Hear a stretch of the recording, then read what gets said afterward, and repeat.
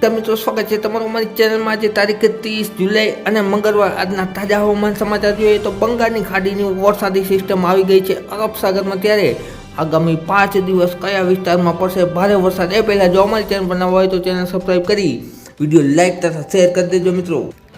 તારીખ 30 બપોરના તાજા હવામાન સમાચાર મુજબ જોઈએ તો ખાસ કરીને ભાવનગરની આસપાસ તેમજ બોટાદની આસપાસ સાથે સુરેન્દ્રનગર અને અમદાવાદ વચ્ચેના વિસ્તારોમાં ધોળકા અને ધંધુકામાં છે એ મધ્યમથી ભારે વરસાદ જોવા મળશે. જ્યારે ખાસ કરીને પશ્ચિમમાં વાત કરીએ તો જામનગરથી દ્વારકાની દરિયાઈ પટ્ટીમાં હળવો વરસાદ જોવા મળશે. આ સાથે ખાલી કચ્છના વિસ્તારોમાં ગાંધીધામમાં, ભુજમાં, આદિપુરમાં તેમજ અંજારમાં, ભચાઉમાં ગાજવીજ સાથે વરસાદ જોવા મળશે. આ ઉપરાંત ઉત્તર કચ્છમાં પણ વરસાદ જોવા મળશે. જોકે પાકિસ્તાનમાં પણ વરસાદી જમાવટ થશે.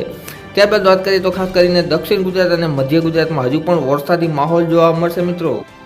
તારીખ 31 જુલાઈ અને જુલાઈનો છેલ્લો દિવસની વાત કરીએ તો ખાસ કરીને ભાવનગર વિસ્તારમાં, આ ઉપરાંત બોટાદ વિસ્તારમાં તેમજ અમરેલી વિસ્તારમાં, આ ઉપરાંત જૂનાગઢ વિસ્તારમાં તેમજ સાથે રાજકોટ તેમજ સુરેન્દ્રનગર, મોરબી, જોડિયા, ધ્રોલ, પડોદરી, લોધિકા, ઉપલેટા, ગોંડલમાં છે એ ગાજવીજ સાથે વરસાદ જોવા મળશે. જોકે વરસાદની માત્રા છે એ ઓછી રહેશે ખાસ કરીને. ત્યારબાદ વાત કરીએ તો પશ્ચિમ સૌરાષ્ટ્રમાં પણ જામનગર, આ ઉપરાંત ભાણવડ, ત્યારબાદ મોરબી વિસ્તારમાં, આ ઉપરાંત દ્વારકાની દરિયાઈ પટ્ટીમાં હળવો વરસાદ જોવા મળશે. આ સાથે કચ્છના વિસ્તારોમાં પણ હળવો વરસાદ છે એ 31 જુલાઈના રોજ જોવા મળશે.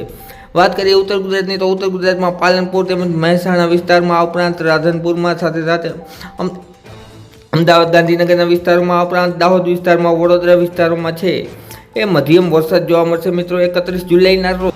ત્યારબાદ મિત્રો વાત કરીએ એ 1 ઓગસ્ટની તો 1 ઓગસ્ટના રોજ હજુ પણ મધ્ય ગુજરાતમાં વરસાદી જમાવટ જોવા મળશે, જેમાં અમદાવાદની આસપાસ ગાજવીજવાળો વરસાદ જોવા મળશે. આ ઉપરાંત વડોદરા તેમજ ભાવનગરની દરિયાઈ પટ્ટીના વિસ્તારોમાં, જેમ કે ભાવનગરમાં ખાસ કરીને અલંગ વિસ્તાર તેમજ મહુવા વિસ્તાર, આ ઉપરાંત બોટાદ, મહુવા, અમરેલીથી બાબરા વિસ્તાર, સાથે વાત કરીએ તો ખાસ કરીને દક્ષિણ પશ્ચિમમાં જૂનાગઢ વિસ્તાર, આ ઉપરાંત પોરબંદર વિસ્તાર, ભાણવડ વિસ્તાર, સાથે વેરાવળ, માંગરોળ, ગળુ વિસ્તારોમાં છે એ હળવો વરસાદ જોવા મળશે. સાથે વાત કરીએ તો ચોટીલાની આસપાસનો વિસ્તાર, મોરબી આસપાસનો વિસ્તારમાં હળવો વરસાદ છે એ જોવા મળશે 1 ઓગસ્ટના રોજ.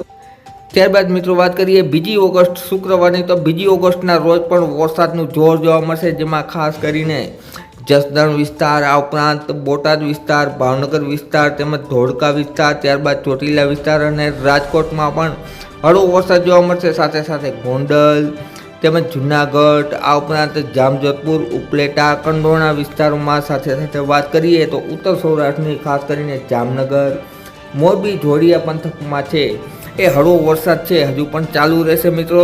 સિસ્ટમના ભેજવાળા પવનોની મદદથી સાથે મધ્ય ગુજરાતમાં મોટા પ્રમાણમાં એક વરસાદી સિસ્ટમનું નવું સર્જન થશે, જેના હિસાબે સૌરાષ્ટ્ર ગુજરાતમાં ફરીથી વરસાદી માહોલ જોવા મળશે.